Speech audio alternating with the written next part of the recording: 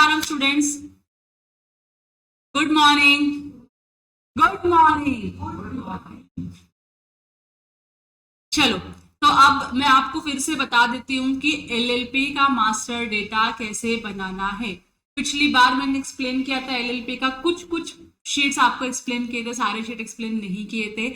और कुछ sheet explain करने के बाद जब आप लोगों ने काम करना चालू किया तो रियलाइज हुआ कि कुछ चीजें रह गई है शीट में इंक्लूड करना। तो आज मैं आपको वो भी बताऊंगी। तो जितने भी आपने एलएलपी से काम किए रहेंगे उसमें कुछ चीजें ऐड कर दो जो इस शीट में है। ऐड करने के बाद जो भी आपने बनाया है उसको अपडेट कर दो, ठीक है।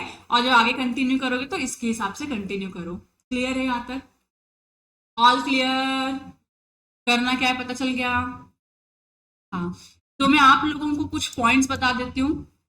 जब आप इस फोल्डर का नाम रख रहे हो या एक्सेल शीट में कहीं पे भी एलएलपी का नाम यूज कर रहे हो तो मेक श्योर करो कि आपको जो नाम याद है वो नाम मत लिखो, आपको जो स्पेलिंग आती है वो स्पेलिंग मत लिखो। सर्टिफिकेट ऑफ इनकॉर्पोरेशन पे प्रॉपर नाम दिया हुआ है, कितना भी बड़ा होने दो नाम वही आना है, ठीक है।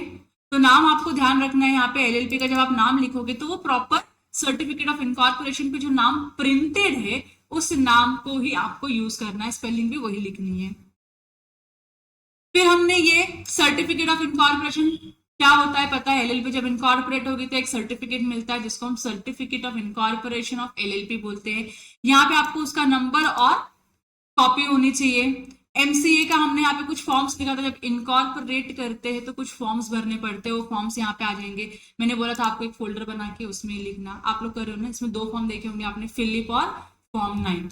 अच्छा, अब जहां पे भी ना अब आप आरओसी के काम में इंक्लूड हो रहे हो, आरओसी का काम करने वाले हो, मतलब आरओसी के पोर्टल से आप डेटा लेने वाले हो, तो जहां जहां पे आपको फॉर्म दिखेगा ना वहां वहां पे उस फॉर्म का एसआरएन होगा, चलान होता है या रिसीट होता है कि मैंने ये फॉर्म भरा ना, ये फॉर्म भरा तो मुझको पैसे देने पड़ेंगे, पैसे दिया तो मेरे को एक रिसीट जनरेट होकर आती है, वो रिसीट भी आपको इसमें रखना है। तो आप बहुत बार देखोगे एसआरएन पैटर्न लिखा होगा, एमसीए रिसीट्स या एमसीए चलान लिखा रहेगा ऐसे, या एसआरएन नंबर और उसके आगे रिसीट लिखा रहेगा। तो जो भी फॉर्म है ना उस फॉर्म के साथ रिस्पेक्टिवली वो चलान भी इधर आना चाहिए। बहुत डिफिकल्ट नहीं चलान समझना कि चलान क्या है। जो फॉर्म है उस फॉर्म का एक क्या बनता है, रिसीट बनता है। रिसीट पे लिखा होता है कौन से फॉर्म का रिसीट है ये, तो आपको क्रॉस वेरीफाई करना है और उसको वहां पे रख देना है। क्लियर है? ठीक है। तो एलएलपी अग्रीमेंट समझा आप लोगों को? 2 फोल्डर बनेंगे, एक साइंड का और एक अनसाइंड का। अग्रीमेंट का एक फोल्डर बनेगा, अग्रीमेंट में आप साइंड अनसाइंड रखोगे, वर्ड फाइल अलग से रखोगे, ठीक है। अच्छा, फिर पैन और टैन रखोगे आप लोगों को, ये तो मिल गया रहेगा आराम से। फिर जीएसटी रजिस्ट्रेशन रहेगा तो वो रखना है। और अगर इलेक्ट्रिसिटी बिल रहेगा, इनकॉर्पोरेशन का जो मैं फोल्डर बता रही हूँ उसमें इलेक्ट्रिसिटी बिल रहता है। फिर भी इधर क्योंकि क्या होता है ना, कभी कभी एलएलपी का जो रजिस्टर्ड ऑफिस एड्रेस होता है ना वो पार्टनर का ही एड्रेस होता है। तो पार्टनर मतलब एलएलपी जो एड्रेस पे बिजनेस कर रही है वो पार्टनर का ही एड्रेस है, तो यहाँ पे आप उसको रख दो, कोई दिक्कत नहीं आएगा। फिर अगर शॉप एंड एस्टैब्लिशमेंट रहेगा तो रखना है, नहीं रहेगा तो नॉट अप्लाइड करना है। ट्रेडमार्क रहेगा तो रखना है, एमएसएमई सर्टिफिकेट रहेगा तो भी रखना है। अभी मैंने फिर से एक नया पॉइंट इधर ऐड किया कल रात को बैठ के, पार्टनर्स रजिस्टर करके, ठीक है। ये मैंने यहाँ पे ब्रैकेट में लिखा हुआ है एक्सेल, इसका एक बकायदा फॉर्मेट है। मैं हिमांगी से फॉर्मेट प्रिपेयर करवा के आप सबके साथ शेयर करने बोलूंगी। पहले ना मिनिस्ट्री ऑफ कॉर्पोरेट अफेयर्स ने ऐसा कोई रजिस्टर मेंटेन करने बोला नहीं था। जनरली क्या होता है, रजिस्टर क्या होता है कि मेरी एलएलपी में कितने पार्टनर्स हैं, शुरुआत से लेके अब तक कितने चेंजेस हुए उसका रिकॉर्ड रखना। तो अभी पीएन राज अपनी एक एंटिटी है, तो पीएन राज में ना शुरुआत जब से इनकॉर्पोरेशन हुआ है उसके बाद से अब तक बहुत पार्टनर्स में चेंजेस हुए, तो रिकॉर्ड्स है ना मिलना डिफिकल्ट होता है क्योंकि कंपलसरी कभी मेंटेन करने के लिए बोला ही नहीं, तो मेंटेन किया नहीं। अब मेंटेन किया नहीं तो हमारे पास रिकॉर्ड्स नहीं है। डेटा मिलेगा लेकिन कौन आया, कब आया, कितने पैसे लेकर आया, कब गया, कौन गया, उसका कोई रिकॉर्ड नहीं है। तो उसका रिकॉर्ड करने के लिए ना अभी 2-3 महीने पहले ही एमसीए का एक नया नोटिफिकेशन आया कि सारे एलएलपी को पार्टनर्स का रजिस्टर मेंटेन करना पड़ेगा। तो उसमें जितने पार्टनर आए हैं उनका भी डिटेल्स रहेगा, जो पार्टनर छोड़ के जा रहा है उसका भी डिटेल्स रहेगा, ठीक है। तो शुरुआत में कितने पार्टनर थे, तो से फॉर एग्जांपल 10 पार्टनर थे। अगले साल मैंने 2 पार्टनर को ऐड किया तो मेरे पार्टनर्स रजिस्टर में वो 2 पार्टनर दिखने चाहिए। फिर तीसरे साल क्या हो गया, एक पार्टनर बोला मैं जा रहा हूँ इस फॉर्म से, और एक पार्टनर चला गया, तो ये जो भी रिकॉर्ड्स है ना, ये सारे रिकॉर्ड्स क्या करना पड़ेगा मुझे पार्टनर्स रजिस्टर में लिख के रखना पड़ेगा। तो ये नया है कुछ, तो ये जो आपको बनाना है और इसको टाइम टू टाइम अपडेट करते रहना है, ठीक है। और लास्ट में लिखा है रिवाइज्ड डॉक्यूमेंट, जब पार्टनर आता है पार्टनर जाता है तो एलएलपी का अग्रीमेंट चेंज होता है। फॉर्मेट, फॉर्मेट मिलेगा आपको, बहुत ही सिंपल है, नाम, पता, एड्रेस, मोबाइल नंबर, ये सब, परसेंटेज ऑफ शेयरिंग, यही सब लिखना होता है, ठीक है। ठीक है, उतना ही, सब ज्यादा डिटेल्स लिखनी नहीं होती है। एक आपको ड्राफ्ट मिल जाएगा, एक बार बना लोगे तो आपको समझ में आ जाएगा कितना ईजी है वो, ठीक है। तो ये पार्टनर्स का एक्सेल आपको बनाना है, और एक्सेल बनाने के बाद यहाँ पे लिखना है मेंटेन्ड, मतलब बना दिया हम लोगों ने, नहीं रहेगा तो नॉट प्रिपेयर्ड लिख दो तो भी चलेगा, कि बनाया ही नहीं है अभी तक। तो आपको करना क्या है, उसको फिर बनाना है और यहाँ पे अपडेट करना है। तो जैसे पार्टनर्स आते हैं या पार्टनर्स जाते हैं, ठीक है, या तो फिर हमने अपना एड्रेस चेंज कर दिया, या तो फिर हमने बिजनेस एक्टिविटी चेंज कर दी, या तो फिर हमने अपनी एलएलपी का नाम ही चेंज कर दिया, ठीक है। अब जितने बार आप एलएलपी में कुछ भी चेंजेस करोगे ना, सब चेंजेस है ना आपके अग्रीमेंट में करने पड़ते हैं। मतलब हर बार आपका अग्रीमेंट क्या होगा, चेंज होगा, हर बार आपका अग्रीमेंट चेंज होगा। आपने एलएलपी में कुछ चेंज किया, आपका अग्रीमेंट चेंज होगा, एलएलपी में कुछ चेंज किया, अग्रीमेंट चेंज होगा, चेंज करना ही पड़ेगा। तो अग्रीमेंट जब भी चेंज करोगे तो आपको एक रिवाइज डॉक्यूमेंट करके फोल्डर बनाना पड़ेगा, जहां पे रिवाइज अग्रीमेंट रहेंगे ना वो यहाँ पर आ जाएंगे। मतलब जो भी डेटा आप चेंज करते हो वो कहाँ पे आ जाएगा, यहाँ पे आ जाएगा। ये क्लियर है। फिर उसके बाद हम लोगों ने ये रजिस्ट्रेशन का पूरा पढ़ लिया था, पेरोल वाला, ये वाला अग्रीमेंट भी हमने पढ़ लिया था। अच्छा, अब जब ये वाला प्रीमाइस लीज और अग्रीमेंट जब आप देखोगे ना, तो इसमें एक एनओसी भी होता रहेगा, एनओसी भी रहता है। तो एनओसी को देखो, एक तो हमने इनकॉर्पोरेशन किया रहेगा तो यहाँ पे जनरली एनओसी रहता ही है, ठीक है। कहाँ पे रहेगा, इनकॉर्पोरेशन के फॉर्म में एनओसी भी आपको मिल जाएगा। लेकिन वहां पे न रख के आप लोग इसको क्या करो, उठा के यहाँ रख दो, या तो फिर छोड़ो, जाने दो, कंफ्यूजन हो जाएगा, नहीं करो, खाली अग्रीमेंट रखो। हाँ, नहीं हो जाएगा, नहीं, क्योंकि जब इनकॉर्पोरेट करते हैं ना तो एनओसी जो लगता है ना वो हम इसमें रखते हैं। इनकॉर्पोरेशन पे भी एनओसी लगता है, सेम एनओसी है, वो इधर रखते हैं, इसके लिए कंफ्यूजन क्रिएट होगा कि इधर रखे, हाँ ऊपर ही रहने दो। हाँ, नहीं नहीं नहीं, फॉर्म 3 में एनओसी नहीं आता, फॉर्म फिल इनकॉर्पोरेशन को बता रहे ना, एक फोल्डर ही रहता है, उसमें उसके अंदर ही है, उधर से मत निकालो, उधर ही रहने दो उसको। तो मेरी कंप्लायंस टीम को भी कंफ्यूजन नहीं होगा। मैं चेंज करवा दूंगी तो फिर वो लोग कंफ्यूज हो जाएंगे ना, कह रहे चेंज हो गया, अभी फिर से हमको डेटा चेंज करना पड़ेगा। तो उधर ही इनकॉर्पोरेशन के फोल्डर में ही एनओसी को जाने दो, ठीक है। हाँ, उसमें डाल के रखिए, यस, जहाँ पे सारे डिक्लेरेशन रखते हैं ना, कंसर्न लेटर एंड ऑल, उसमें ही डाल के रखना है, बाकी और किधर नहीं, ठीक है। ये हो गया, अग्रीमेंट हो गया। फिर उसके बाद ये ओपिनियन कुछ अगर किसी से लिया रहेगा तो वो, फिर सारे लॉगिन क्रेडेंशियल्स आपके पास होनी ही चाहिए अपडेटेड। जो आप यहाँ पे लिखते हो आपको पोर्टल पे जाके लॉगिन करके देखना है, लॉगिन हो रहा है क्या उस पासवर्ड से। अगर यस मिलता है ना, मास्टर डेटा है पीएफपीटी का, मैं शेयर करवाती हूँ। एलएलपी का तो खाली एक ही एलएलपी का है, जो अभी हम पीएफ और ईएसआईसी का कर रहे हैं, दूसरी एंटिटी है, बस उसका ही कर रहे हैं, ठीक है। तो बाकी सारी एलएलपी का पीएफ है भी नहीं, ठीक है। और पीटी भी एक ही एलएलपी का कर रहे हैं, उसका भी मैं आपको नाम दे दूंगी। तो खाली उनके ही सामने आपको डिटेल्स लिखना है, बाकी और किसी का है नहीं तो आप नॉट एप्लीकेबल ही, उनको एप्लीकेबल ही, उतने एम्प्लॉयज ही नहीं तो क्या करेंगे ना पीएफ पीटी नंबर लेके, तो नॉट एप्लीकेबल करके छोड़ दो। फिर उसके बाद ये तो आपको पता चल गया, name and designation of authorised person, कौन सा पर्सन ऑथोराइज है। देखो अभी एलएलपी बोला तो मिनिमम 2 लोग रहेंगे, 10 लोग भी हो सकते हैं, 20 भी हो सकते हैं। सबसे साइन करवाना जरूरी है क्या हर डॉक्यूमेंट पे? नहीं। तो हम ना किसी एक पर्सन को अपॉइंट करते हैं कि ठीक है इस डॉक्यूमेंट पे साइन आप करोगे, समझ रहा है। तो जैसे यहाँ पे क्या लिखा है, अगर आपको कोई लोकल में अग्रीमेंट बनाना है या किसी कस्टमर या किसी सप्लायर के साथ अग्रीमेंट करना है तो किसी एक पर्सन को ऑथोराइज कर दिया, Mr X is authorise for this person. तो यहाँ पे आपको मिस्टर एक्स का नाम भी लिखना है, प्लस वो क्या है, डेजिग्नेटेड पार्टनर है या नॉर्मल पार्टनर है, उसका डेजिग्नेशन लिखना है। तो जनरली क्या होता है, डेजिग्नेटेड पार्टनर ही होता है। अगर टैक्स के डॉक्यूमेंट्स कौन साइन करेगा, मतलब आईटीआर वगैरह भरना होता है तो लास्ट में डीएससी लगती है पार्टनर्स की। तो यहाँ पे कौन ऑथोराइज पर्सन है, जब आप आईटीआर का लॉग इन करोगे ना तो वहां पे आपको ऑथोराइज पर्सन का नाम दिखता है, प्रोफाइल में जाके दिखता है कि कौन ऑथोराइज पर्सन है टैक्स डॉक्यूमेंट साइन करने के लिए। तो वहां पे आपको मिलेगा मिस्टर वाई है तो मिस्टर वाई का नाम लिखो, या तो क्या हो सकता है तो मिस्टर एक्स ही हो सकता है, मतलब कोई एक ही पर्सन को रखो ऑथोराइज, सारे काम उसके यहाँ पे डाल देने का, बाकी और किसी को इन्वॉल्व करने का नहीं। समझ में आ रहा है? तो उसका नाम और उसका डेजिग्नेशन और उसका डिजिटल सिग्नेचर है क्या आपने का, ये क्लियर है। फिर उसके बाद कंसल्टेंट होंगे उनके कुछ अलग से, तो उनका डिटेल्स होना चाहिए। और फिर बैंक डिटेल्स, देखो मैंने नीचे से लास्ट के 2-3 गायब कर दिए। ये दिख रहा है आपको क्या क्या इन्फॉर्मेशन लिखनी है, बैंक का नाम, एड्रेस, अकाउंट डिटेल्स लिखना है, ऑथराइज सिग्नेटरीज कौन है, क्योंकि बैंक के पेपर साइन करने के लिए ना एक या दो ऑथराइज सिग्नेटरी होते हैं, वो कौन है वो आपको पूछ के क्या करना है, लिखना है। अब पूछने की भी जरूरत नहीं है, अगर आप उनके ना बैंक या कोई बोर्ड रेजोल्यूशन देखोगे ना ओपन करके, कुछ ऐसे बोर्ड रेजोल्यूशंस मिलेंगे आपको वर्ड फाइल में, उसमें नाम लिखा होता है कि कौन ऑथराइज पर्सन है, जो भी ऑथराइज पर्सन रहेगा खाली उसका नाम आपको यहाँ पे लिख देना है। और अगर कोई रिलेशनशिप मैनेजर है, मतलब जिसको कुछ काम लगा बैंक का, तो आप उसको फोन करते तो वो आ जाता है, ऑफिस पे आ जाता है, बैठ के डिस्कस कर लेता है सारी चीजें। रिलेशनशिप मैनेजर है, आपके अकाउंट को हैंडल करता है वो, तो उसका डिटेल्स भी यहाँ पे आपको लिखना है, नाम और मोबाइल नंबर लिख दोगे, that will be enough. Clear है? केवाईसी शीट मैंने फिर से एक्सप्लेन कर दिया। अब पार्टनर्स में मैंने क्या क्या ऐड किया वो भी देख लो।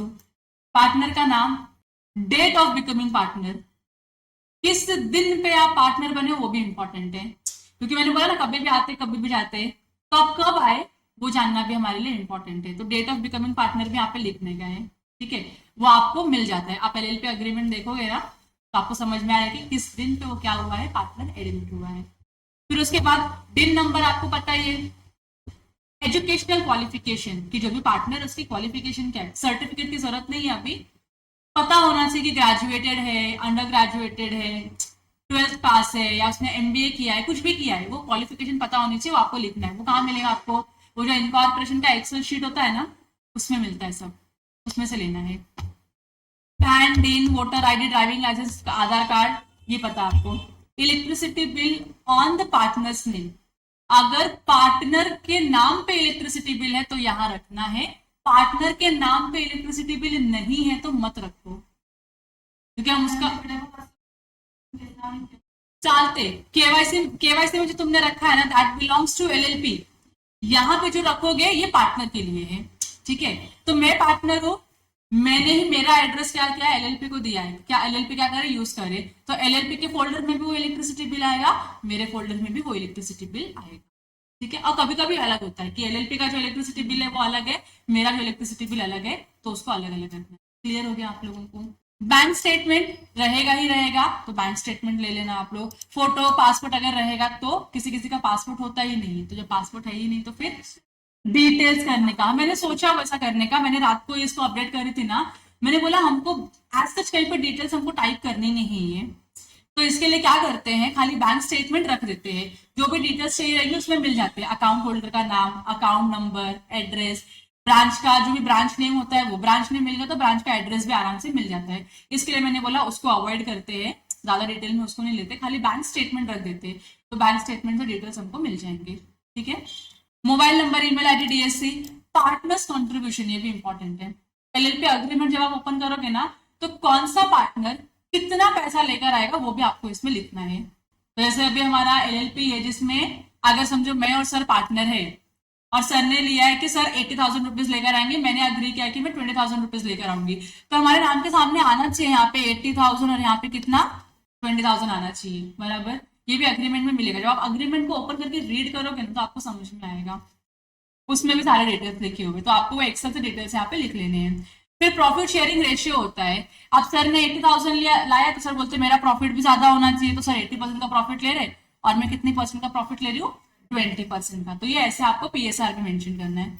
डायरेक्टर केवाईसी, क्योंकि आप डेजिग्नेटेड पार्टनर हो तो आपके पास डिन नंबर है, जिसका भी डिन नंबर है उसका केवाईसी होना जरूरी है, तो ये हर साल होता है, ईयरली बेसिस पे होता है, तो ये हुआ है कि नहीं हुआ है वो आपको देखना है और अपडेट करना है, तो हमारे क्लाइंट्स का सारा हो ही जाता है।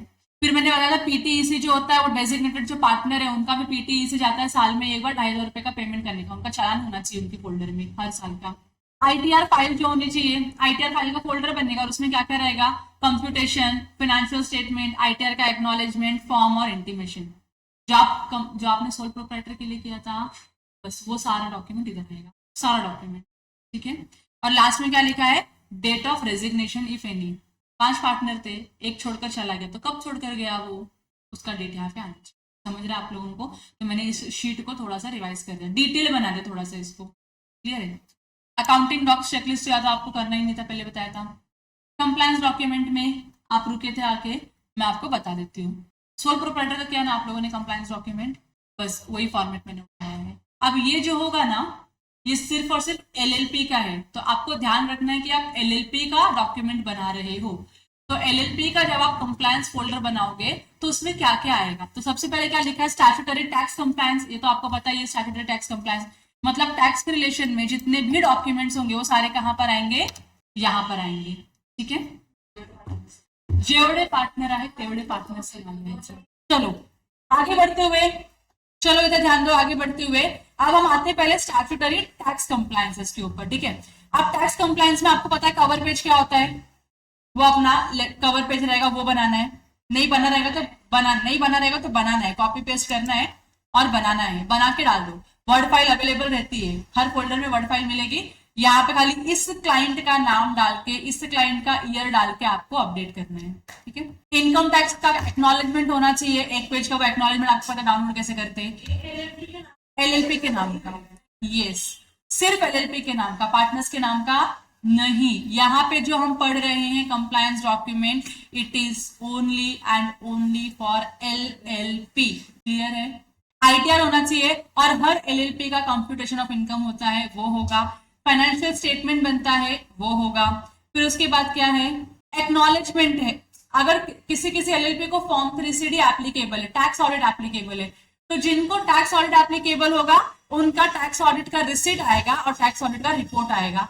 बहुत सारे एलएलपीज को टैक्स ऑडिट एप्लीकेबल नहीं है, तो जो मैंने अभी आपको नाम बताए उनको टैक्स ऑडिट एप्लीकेबल है, तो उनके डेटा में आपको ये रिपोर्ट्स मिलेंगे, अदरवाइज बाकी के इसमें नहीं मिलेगा। क्लियर है?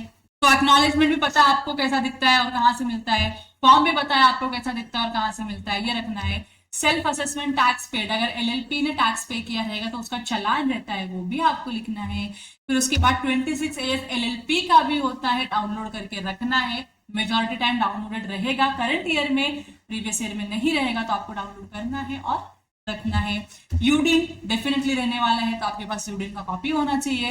फॉर्म 10IE अगर भरा रहेगा तो आपके रिस्पेक्टिव फोल्डर में दिखेगा, 22 23 का रहेगा तो उसमें मिलेगा, 23 24 का रहेगा तो उसमें मिलेगा, और यहाँ वहां नहीं मिला तो कहाँ नहीं मिलेगा आपको, इनकम टैक्स के पोर्टल पे मिलेगा, लॉगिन करने का, लेके रख देने का डाउनलोड करके। ये क्लियर है? फिर पता आपको ऑर्डर अंडर सेक्शन 143 क्या होता है, इंटीमेशन, तो ही रहेगा। यस यस यस, अदरवाइज नहीं रहेगा।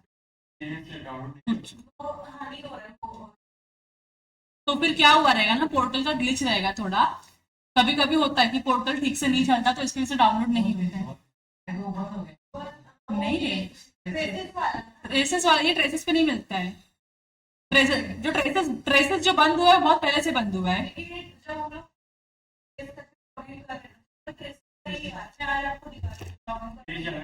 रुको ना, रुको ना, मैं बताती हूँ, रुको।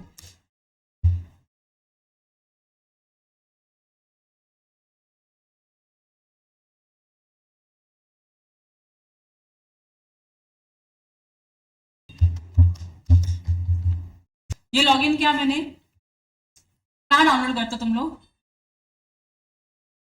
हाँ, ई फाइल में।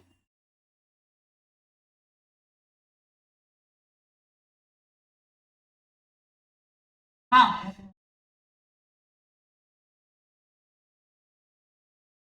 ये देखो, असेसमेंट ईयर सेलेक्ट करने का, तो तुमको पता ना फाइनेंशियल ईयर और असेसमेंट ईयर अलग अलग होता है। फाइनेंशियल ईयर अगर 20-21 है तो असेसमेंट ईयर क्या होगा, 21-22। असेसमेंट ईयर में रिटर्न फाइल होता है फाइनेंशियल ईयर का या प्रीवियस ईयर का। ठीक है, तो अभी मैं से फॉर एग्जांपल 23-24 का असेसमेंट ईयर, मतलब मेरा फाइनेंशियल ईयर क्या हो गया, व्यू एज HTML, व्यू और डाउनलोड, ये देखो आ तो गया। एक मिनट, यहाँ पे जो हम बात कर रहे हैं 26AS की, यहाँ बराबर की। हाँ, तो साइट का ग्लिच होता है कभी कभी, जिसकी वजह से डाउनलोड नहीं होता है डेटा। अभी देखो ग्लिच शायद निकल गया है, तो तो आज ट्राई करो जाकर डाउनलोड करने का, डाउनलोड हो जाता है, सोल प्रोप्राइटर का है ना। तो जिनका भी पेंडिंग है ना, पहले उसको डाउनलोड करने का ट्राई करो, अगर हो जाता है इमीडिएटली तो उसको डाउनलोड करके उसको क्लोज करो और फिर नया एलएलपी लो। समझ रहा तुमको? नहीं तो तुम्हारा वो भी बाकी रहेगा और ये भी बाकी रहेगा। तो पहले सोल प्रोप्राइटर का 26 एयर्स डाउनलोड करने का ट्राई करो, हो जाता है तो उसको फोल्डर में रखो और खलास करो उसको उधर ही। क्लियर है? असेसमेंट ऑर्डर पे भी पास हुआ रहेगा, असेसमेंट ऑर्डर आपको डाउनलोड करके रखना है। रिफंड का स्टेटस, मेरा तो रिफंड ही नील है तो क्या ही करोगे, स्टेटस लेके आगे नील लिख देना, खत्म। अगर कोई प्रोसीडिंग्स चालू है, मुझको इनकम टैक्स का नोटिस आया है कि तुमको 1,000 रुपए का टैक्स भरने का है, तुम्हें कुछ नोटिस आया है तो डाउनलोड करके रखने का और बताने का कि आपको नोटिस आया हुआ है। ठीक है? तो बहुत बार क्या होता है ना, क्लाइंट लोग रिटर्न फाइल कर देते हैं और रिटर्न में कभी कभी कुछ मिस्टेक्स हो जाती है, तो रिटर्न इनवैलिड हो जाता है, तो डिफेक्टिव रिटर्न माना जाता है वो। तो फिर उसके लिए आपको नोटिस आता है कि रिटर्न को रिवाइज करो और फिर से अपलोड करो। तो वो भी अगर आता है तो आपको बताना है और उसको करेक्ट करवा के लेना है। ठीक है? हाँ, तो ये जो सॉफ्टवेयर हम यूज करते हैं फाइनेंशियल स्टेटमेंट बनाने के लिए, आईटीआर फाइलिंग के लिए और टैक्स ऑडिट फाइल की वर्किंग, जहां पे टैक्स ऑडिट रहेगा वहां पे इसकी वर्किंग रहेगी, जहां पे टैक्स ऑडिट नहीं है वहां पे वर्किंग रहेगी क्या? नहीं रहेगी। तो इसका आप लोगों को ध्यान रखना है। और ये सारा जो फाइनेंशियल और टैक्सेशन का डेटा है वो एक पार्ट में आ गया। फिर उसके बाद क्या है, आरओसी कंप्लायंस लिखा मैंने, क्योंकि जब आप रजिस्ट्रार ऑफ कंपनीज के पास रजिस्टर होते हो तो आपको आरओसी के कंप्लायंस करना भी उतना ही मैंडेटरी है जितना टैक्स का कंप्लायंस करना जरूरी है। अगर आपने आरओसी का कंप्लायंस नहीं किया तो आपको बहुत हेवी पेनल्टी भरनी पड़ सकती है, इसके लिए आपको आरओसी का ध्यान रखना है। तो इसमें ना बहुत ही सिंपल चीज है, एलएलपी के लिए एकदम सिंप्लीफाइड है। ये क्या है, आरओसी का एनुअल रिपोर्ट। अब एनुअल रिपोर्ट में आता ही क्या है, तो एनुअल रिपोर्ट में आता है आपका फिनेंशियल स्टेटमेंट आएगा और इसमें आएगा आपका एलएलपी ऑडिट रिपोर्ट, बस ये दो डॉक्यूमेंट रहेंगे। ठीक है, यही दो डॉक्यूमेंट रहेंगे। तो बहुत बार आप देखोगे ना, तो पिछले साल में 22-23 में या 21-22 में ना आपको एलएलपी का ऑडिट रिपोर्ट भी नहीं मिलेगा, क्योंकि जब एलएलपी का ऑडिट मैंडेटरी जब होगा तब ऑडिट होगा, वरना कंपलसरी नहीं है ऑडिट करना। लेकिन फिर भी एक अच्छा फर्म होने का और अच्छा प्रैक्टिस स्टैब्लिश करने का सीए की रिस्पॉन्सिबिलिटी होती है या फर्म की रिस्पॉन्सिबिलिटी होती है कि उस एलएलपी को एक ऑडिट रिपोर्ट इशू करे। तो हमने पिछले साल में किसी किसी क्लाइंट को इशू किया है, किसी किसी क्लाइंट को इशू नहीं किया है, तो जिनका रहेगा आपको ये रखना है। फिनेंशियल स्टेटमेंट का, अच्छा अब बोलोगे फिनेंशियल स्टेटमेंट तो ऊपर भी गया हमारा साइंड वाला, बराबर के नहीं, तो यहाँ पे मत लिखना, यहाँ पे मत रखना, वरना डेटा डुप्लीकेशन होगा, इधर भी है उधर भी है। तो डेटा डुप्लीकेशन को अवॉइड करने के लिए यहाँ पे खाली क्या रखोगे आप, ऑडिट रिपोर्ट रखोगे। इसके अलावा अगर कोई दूसरा रिपोर्ट बना होगा तो यहाँ पर आएगा, वरना नहीं आएगा। तो इसका आप एक फोल्डर बना दोगे आरओसी एनुअल रिपोर्ट्स का, और इसमें आप क्या रखोगे, एलएलपी का ऑडिट रिपोर्ट ही रखोगे। ये क्लियर हो गया आप लोगों को? फिर आरओसी के एनुअल फॉर्म्स होते हैं। एनुअल फॉर्म्स मतलब साल में आपको ये फॉर्म भरने ही पड़ेंगे, फिर कुछ भी हो जाए। तो इसका एक फोल्डर बनेगा और इसमें 3 फॉर्म होते हैं। एक तो होता है फॉर्म 11, दूसरा होता है फॉर्म 8 और तीसरा होता है फॉर्म DIR KYC का। तो जो पार्टनर्स की था ना, हमने डिन KYC लिखा होता पार्टनर्स के इधर, बस उसका अगर फॉर्म भरा रहेगा तो फॉर्म होगा। नॉर्मल बिना फॉर्म भरे अगर हम लोगों ने केवाईसी किया रहेगा तो एक्नॉलेजमेंट रहेगा, खाली चालान रहेगा कि आपने केवाईसी कंप्लीट कर लिया। ठीक है, तो इसमें भी आपको ये 3 फोल्डर बनाने हैं, एक में फॉर्म 11 रखना है, एक में फॉर्म 8 रखना है और एक में DIR KYC का फोल्डर डॉक्यूमेंट्स रखना है। क्लियर है? तो आरओसी के एनुअल फॉर्म्स में ये चीजें कंपलसरी है। अब नेक्स्ट है इवेंट बेस्ड कंप्लायंस, इसका भी आप एक फोल्डर बनाओगे। इवेंट बेस्ड कंप्लायंस मतलब क्या, जो एनुअल नहीं है वो इवेंट बेस्ड है। तो मैंने क्या बोला, पार्टनर चेंज हो गया तो इवेंट बेस्ड है। तो आपने अग्रीमेंट जो भी है वहां पे रखा रहेगा, अग्रीमेंट के फोल्डर में केवाईसी में उसका फॉर्म्स जाता है कुछ कुछ, उसका फॉर्म्स और उसका डिक्लेरेशन इधर आएगा। समझ रहे आप लोगों को? फॉर्म, डिक्लेरेशन, चालान, रिसीट्स जो भी है वो कहां पर आएंगे, इस फोल्डर में आएंगे। अगर चेंज हुआ है तो, नहीं चेंज हुआ तो जबरदस्ती कुछ भी उठा के डालो मत। ठीक है? Board resolution, board meeting minutes, ये क्या होता है कि एलएलपी कोई भी काम करने के लिए ना रेजोल्यूशन पास करती है, मतलब मराठी में आप लोग उसको ठहराव बोलते हो, ठहराव बोलते हो। तो उसका मतलब क्या होता है कि एलएलपी नया काम करना चाहती है, करेगी कि नहीं करेगी ये कौन डिसाइड करेगा, पार्टनर्स का ठहराव डिसाइड करेगा, उनका रेजोल्यूशन डिसाइड करेगा। अगर मेजोरिटी पार्टनर हाँ बोलते हो काम करने के लिए तो वो पार्टनर्स एलएलपी वो काम कर सकती है। तो आपने क्या किया रहता है, कुछ रेजोल्यूशंस बनाए रहते हैं, वही जो भी कुछ करना है, नया मशीन खरीदना है रेजोल्यूशन बना दो, नया ऑफिस खोलना है, रेजोल्यूशन बना दो। पार्टनर लाना है, रेजोल्यूशन बना दो। पार्टनर को निकालना है, रेजोल्यूशन बना दो। तो जो भी रेजोल्यूशन एंड ऑल होते हैं उसका एक यहाँ पे आपको कॉपी मेंटेन करना होता है, वो भी मैं आपको दिखा दूंगी, ऊपर के फ्लोर पे जाने के बाद दिखा दूंगी कि कैसे दिखता है वो। और जितने भी आप मीटिंग करते हो ना, बोर्ड ऑफ डेजिग्नेटेड पार्टनर्स की जितनी भी मीटिंग होती है, उसका जो भी आउटकम है वो मिनट्स के फॉर्म में क्या होता है, रिकॉर्ड होता है कि हाँ मीटिंग शुरू इतने बजे हुई, मीटिंग में इतने सारे लोग प्रेजेंट थे, इतने सारे लोगों ने इस वोट के लिए, इस काम को करने के लिए हाँ में वोट दिया है और इतने लोगों ने ना में वोट दिया है, और अल्टीमेट रिजल्ट क्या आता है वो उसमें लिखा रहता है। तो उसको हम बोलते हैं मीटिंग का मिनट्स। तो उसका भी कॉपी रखना चाहिए। क्लियर है? तो आपको किसी किसी एलएलपी में जहां यहाँ पे चेंजेस हुए रहेंगे ना, उन एलएलपीज में मिलेगा, अदरवाइज आपको नहीं मिलेगा। अदर डॉक्यूमेंट्स, अब मैंने जितना याद आया उतना तो लिख दिया, जो चीजें याद नहीं है लेकिन है वो कहाँ रखोगे आप लोग, अदर डॉक्यूमेंट्स में। आप भी कुछ काम कर रहे हो, मिल गया, मुझे वो पूछ लो कि इसको कहाँ रखे, तो अगर जहां रखना होगा, मुझे रेलेवेंट एरिया पता होगा तो मैं बताऊंगी उसे उधर रखो, नहीं पता रहेगा तो बोलूंगी कहाँ डाल दो, अदर डॉक्यूमेंट्स डाल दो। क्लियर है आप लोगों को? फिर टैक्स वाला और एडवांस एडवांस टैक्स कंप्लायंस आपको पता ही है, किया है ना हम लोग, सोल प्रोप्राइटर के लिए हमने किया है। क्या है इसमें, एडवांस टैक्स पे किया रहेगा तो उसका चालान होना चाहिए, कौन से क्वार्टर के लिए पे किया है वो क्वार्टर वाइज आपका चालान होना चाहिए और कैलकुलेशंस होने चाहिए। टीडीएस अगर आपने पे किया तो टीडीएस का मंथली चालान होना चाहिए। बताओ टीडीएस कौन से डेट पे पे होता है? हाँ, 7th ऑफ एवरी मंथ। तो अगर मुझे मार्च का, नहीं मार्च नहीं, पहले अगर मुझको अप्रैल का टीडीएस पेमेंट करना है तो मैं कब करूंगी, मई 7 तारीख को।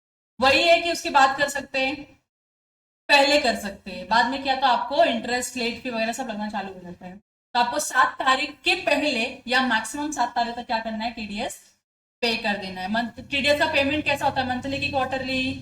टीडीएस का पेमेंट कैसे होता है, मंथली होता है। तभी तो हर महीने की 7 तारीख बोला ना आप लोगों ने, आपने ये आंसर को कॉन्ट्राडिक्ट क्यों कर रहे हो ना?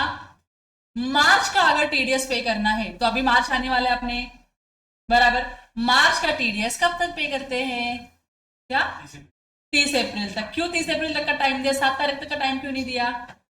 कि क्लोजर होता है, बुक्स फाइनलाइजेशन करने होते हैं, जो भी एडजस्टमेंट करने होते हैं वही लास्ट मंथ है आपके पास एडजस्टमेंट करने का। इसके लिए 30 अप्रैल क्या है आपका टीडीएस पेमेंट का ड्यू डेट है for the month of March only.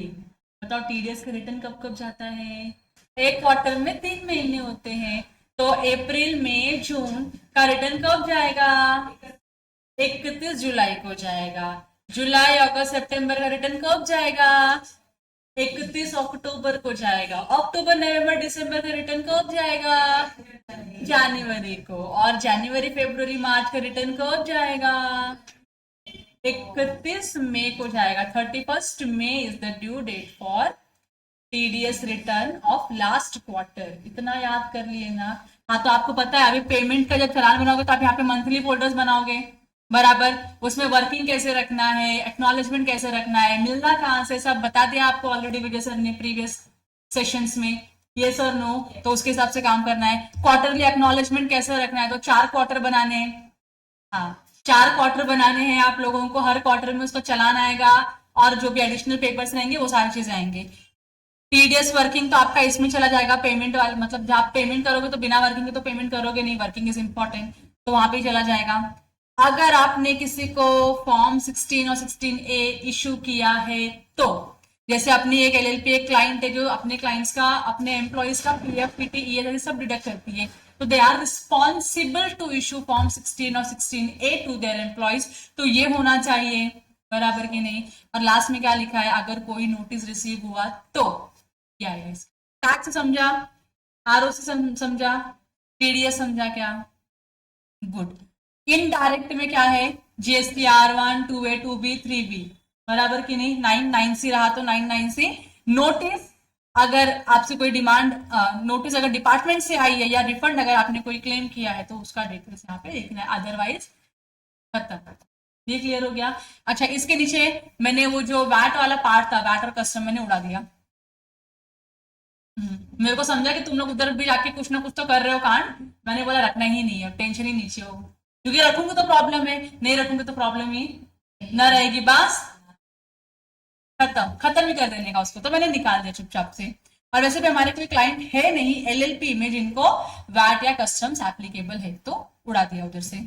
फिर ये आपको पता है रिटर्न स्टेटस, वो आप लोगों का बहुत अच्छा फॉर्मेट आता है डाउनलोड करके, वो रखना है इधर। टीडीएस का स्टेटस आपको पता ही है, इसमें कुछ चेंजेस नहीं करवाया था ना, ये यही फॉर्मेट था ना कांस्टेंट हम जो यूज कर रहे हैं, ये आपको भरना है अच्छे से। सीए सर्टिफिकेशन, यस एलएलपी को हम सर्टिफिकेट इशू करते हैं, तो अगर किसी एलएलपी को हमने कोई भी सर्टिफिकेट इशू किया होगा अदर देन फाइनेंशियल स्टेटमेंट का, यूडिन जनरेटेड है, तो वो यहाँ पे आना चाहिए अलॉन्ग विद द फीस, क्योंकि इंस्टीट्यूट के गाइडलाइंस है कि अगर आप कोई सर्टिफिकेट इशू करते हो तो कितना चार्ज कर रहे हो। ऐसा ना हो कि आप फ्री में वो काम कर रहे हो, ऐसा ना हो आप जो स्टैंडर्ड रेट है उससे कम में काम कर रहे हो, इसके लिए फीस का कॉलम होना भी जरूरी है। And we will come to know कि इस क्लाइंट को हमने कितना एडिशनल सर्टिफिकेट इशू किया है और उसके रेट्स क्या है, ठीक है। फिर उसके बाद मंथली अकाउंटिंग डेटा, इसमें भी हमने आई थिंक कोई चेंजेस किए नहीं है, ये ऐसे ही था, सेल्स इनवॉइस, परचेस इनवॉइस और बैंक स्टेटमेंट, टैली एंट्री का स्टेटस, और कोई कमेंट होगा तो कमेंट, दैट्स ऑल। इसके अलावा तो कुछ करना नहीं था।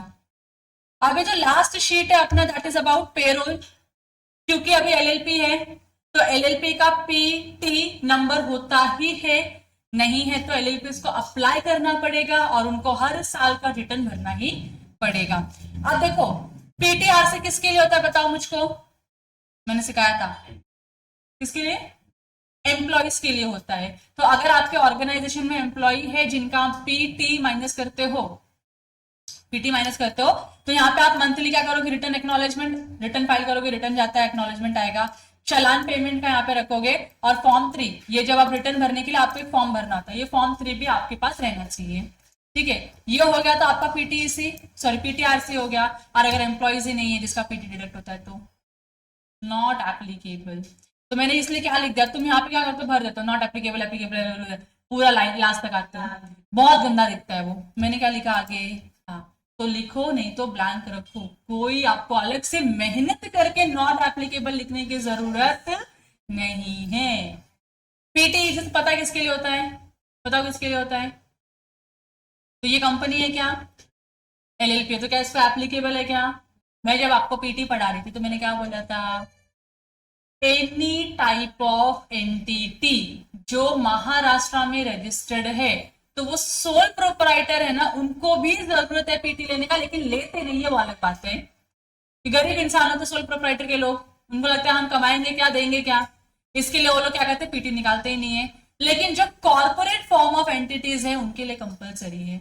इसके लिए यहाँ पे देखो लिखा हुआ है ब्लैंक करके, यहाँ पे इफ एप्लीकेबल नहीं है, it is by default applicable to you.